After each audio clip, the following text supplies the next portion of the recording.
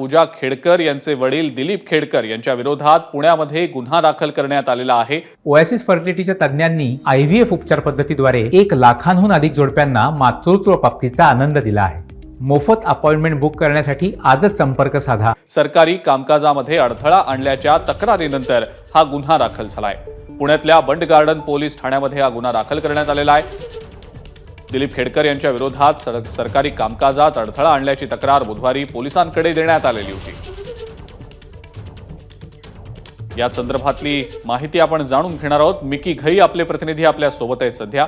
Mickey, नेमका काय प्रकारे, थोडक्यात या संदर्भात काय माहिती?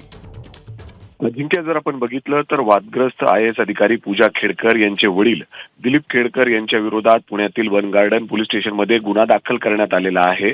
ज्या पद्धतीने दिलीप खेडकर जेव्हा पूजा खेडकर हे पुण्यातील जिल्हाधिकारी कार्यालयामध्ये त्यांचा प्रोबेशनरी पिरियड त्या ठिकाणी करत होत्या, त्यावेळा त्यांनी एक वेगळ्या केबिनची मागणी केलेली होती आणि त्यासाठी स्वतः दिलीप खेडकर जे वडील आहेत ते जिल्हाधिकारी कार्यालयामध्ये दाखल झाले। त्यांनी इतर अधिकारी जे आहेत त्यांच्यावर दबाव आणण्याचा प्रयत्न केला। तिला सरकारी एक चांगली त्या ठिकाणी केबिन दिली जावी ज्याच्यामध्ये वेगवेगळे सुविधा असाव्यात, अशा पद्धतीने त्यांनी प्रेशर आणण्याचा त्या ठिकाणी प्रयत्न केलेला होता।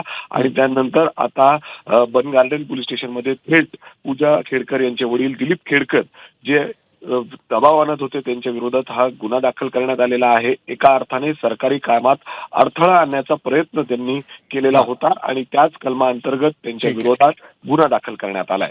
ठीक आहे मिकी, धन्यवाद। सविस्तर माहिती आपण दिलीत त्याबद्दल। ABP माझा, उघडा डोळे बघा नीट।